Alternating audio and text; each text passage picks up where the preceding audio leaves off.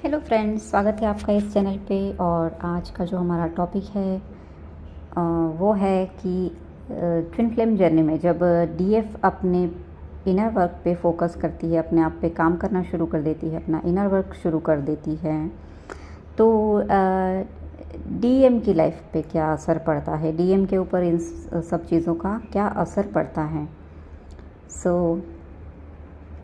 जब divine feminine को ये रियलाइजेशन होता है कि वो ट्विन फ्लेम जर्नी में है और उनको अपना इनर वर्क स्टार्ट करना है, धीरे धीरे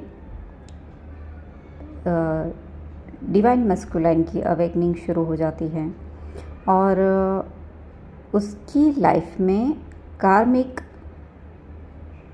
की एंट्री शुरू हो जाती है सबसे पहले, क्योंकि तब तक तो डिवाइन मैस्कुलाइन कहीं ना कहीं 3D लाइफ में ही जी रहे होते हैं। उनको पता नहीं होता है कि डिवाइन फेमिनाइन का उसकी लाइफ में क्या रोल है और वो उसकी कौन है, उसकी ट्विन फ्लेम है या नहीं, कुछ पता नहीं होता है। डिवाइन मैस्कुलाइन सिर्फ अपने ईगो में ही ज़्यादा रहते हैं अवेकनिंग से पहले, और डीएफ की इनर वर्क स्टार्ट करने से पहले डीएम को सिर्फ यही होता है कि मेरे पीछे तो बहुत सारी लड़कियां हैं।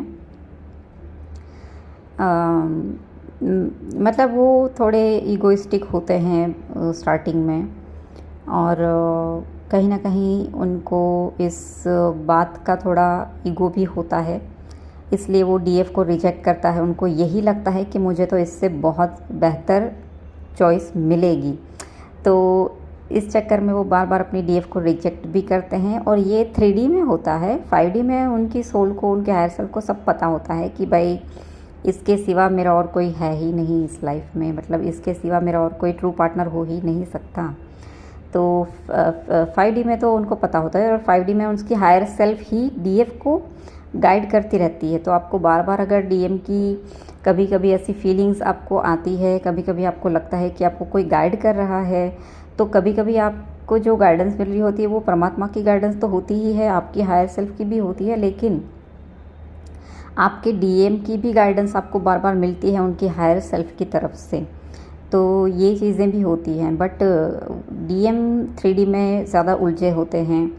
उनकी अवेकनिंग शुरू होती है उससे पहले वो अपने हायर सेल्फ से कनेक्टेड नहीं होते, इसलिए वो समझ नहीं पाते हैं, इसलिए वो ईगो से ज़्यादा ऑपरेट करते हैं। और स्पेशली उनके आसपास जो लोग होते हैं वो भी बहुत नेगेटिव लोग होते हैं, जिनकी नेगेटिविटी उनके ऑरा पे प्रभाव डालती है। इसकी वजह से डीएम ज़्यादा ही नार्सिस्ट बिहेवियर या ईगोइस्टिक बिहेवियर आपसे करते हैं। इसीलिए शुरू पे काफ़ी डीएफ को हर्ट भी होता है कि उनके डीएम नार्सिस्ट है। तो ये जो नार्सिस्ट डीएम का जो ट्रेंड चल रहा था, या जो बातें आपको सुनने को मिली हैं कई चैनल्स पे, तो एक्चुअल में डीएम नार्सिस्ट होते नहीं हैं, बट उनके आसपास की नेगेटिविटी की वजह से और उनकी जो अपब्रिंगिंग होती है उस वजह से उनकी कहीं ना कहीं बिहेवियर पैटर्न वैसी बन चुकी होती है, बट रियल में वो नार्सिस्ट होते नहीं हैं। ठीक है, बट जैसे जैसे डीएफ अपना इनर वर्क शुरू कर देती है, अपने अंदर से वो सारी नेगेटिविटी रिमूव करना शुरू कर देती है, अपना शेडो वर्क शुरू कर देती है, तब डीएम की अवेकनिंग शुरू होती है। और जैसे डीएफ का dark night of the soul का स्टेज चल रहा होता है स्टार्टिंग में, जब डीएम उनसे रन करते हैं और उनको सेपरेशन का सामना करना पड़ता है, तब जैसे ही डीएफ को अपना dark night of the soul face करना पड़ता है, और तब वो जैसे टूटती है, उसकी आत्मा टूट जाती है, वो अपने ट्रू सेल्फ को, अपनी ट्विन फ्लेम जर्नी को पहचानने लगती है, समझने लगती हैं, बट बहुत दर्द से भी गुजरती है। वैसी ही सिचुएशन फिर डीएम के साथ शुरू हो जाती है। इसलिए आपको ये भी गाइडेंस बार बार दी जाती है कि आपको डीएम को चेस नहीं करना है, क्योंकि जब तक आप डीएम को चेस करेंगे, आप उनके पीछे भागते रहेंगे, उनको बार बार मिन्नतें करते रहेंगे कि मुझसे बात करो, मुझसे शादी कर लो, या जो भी है, मतलब जब तक आप डीएम से प्यार की भीख मांगते रहेंगे तब तक आपके डीएम की अवेकनिंग भी नहीं होती है। तब तक वो सिर्फ एक इल्यूजन में, ईगो के ट्रैप में ही जी रहे होते हैं। तो इसीलिए आपका सेपरेशन कराया जाता है, ताकि आप अपने इनर वर्क पे फोकस करें, अपने अंदर का शुद्धिकरण करें। और जैसे ही आप अपना इनर वर्क शुरू करती है, आपका शुद्धिकरण का प्रोसेस चलता है, वैसे वैसे आपके डीएम के ऊपर जो ये लेयर्स लगी होती है, वो जो इल्यूजन में फंसे होते हैं, उस इल्यूजन से वो बाहर निकलने लगते हैं। फिर वो आपकी ट्रू सेल्फ, आपकी ट्रू वर्थ पहचानने लगते हैं।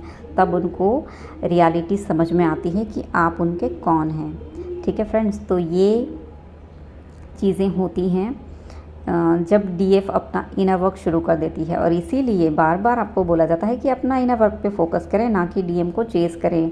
क्योंकि आप 3D में फंस के, 3D में रह के और इस इल्यूजन में पड़ के नॉर्मल लव रिलेशनशिप की तरह अगर आप अपने डीएम को बार बार चेज़ करेंगी, उनसे प्यार की भीख मांगती रहेंगी और उनको बार बार अपना प्यार जताने की और प्रूव करने की कोशिश करेंगी कि आप उनको कितना सच्चा प्यार करते हैं, तब तक उनके ऊपर कोई असर नहीं पड़ने वाला है। ठीक है, क्योंकि आपके डीएम की जो हायर सेल्फ है, उसकी जो 5D की जो स्टेट होती है, उनकी जो रियल जो ओरिजिनल उसकी जो एनर्जी होती है, वो आपसे यही कहना चाह रही होती है कि हम आपको तब तक नहीं अपनाएंगे जब तक आप अपने आप से प्यार करना शुरू नहीं करेंगे। ठीक है, क्योंकि डीएफ अपने आप से प्यार नहीं कर रही होती, वो बाहरी प्यार ढूंढती है। तो उसके अंदर ये चेंजेस लाने ज़रूरी होते हैं, इसलिए उनको बार बार इग्नोर किया जाता है अपने डीएम की तरफ से, इसलिए बार बार उनको रिजेक्शन मिलता है अपने डीएम की तरफ से। तो इसीलिए आपका इनर वर्क ज़रूरी होता है। और जैसे जैसे आप अपना इनर वर्क करके अपने आप में ये चेंजेस लाना शुरू कर देती हैं, अपना शेडो वर्क, अपना इनर चाइल्ड हीलिंग और अपने ट्रॉमा, ये सारी चीज़ें हील करती हैं, आपकी लाइफ में बहुत सारे चेंजेस आना शुरू हो जाते हैं। और सेल्फ़ लव तो बिल्कुल ज़रूरी है और इसके लिए ये सारी चीज़ों से आपको गुज़रना ही पड़ता है।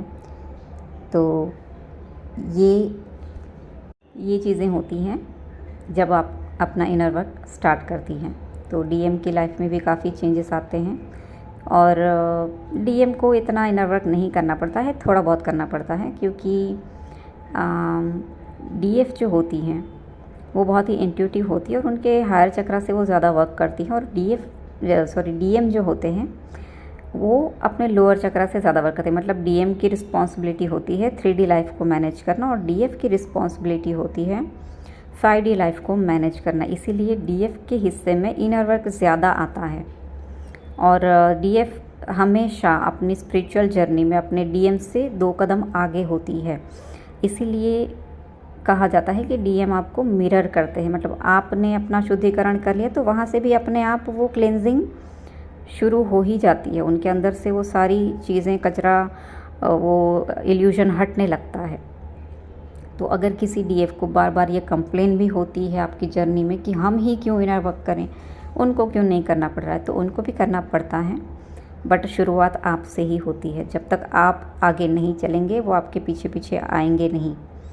तो पहला कदम आपको ही उठाना पड़ता है, क्योंकि रिस्पॉन्सिबिलिटी डीएफ को ही दी जाती है इस जर्नी की। ठीक है, तो प्यारी प्यारी डीएफ अपना इनर वर्क कंटिन्यू रखिए और नहीं कर रहे हैं तो ज़रूर कीजिए।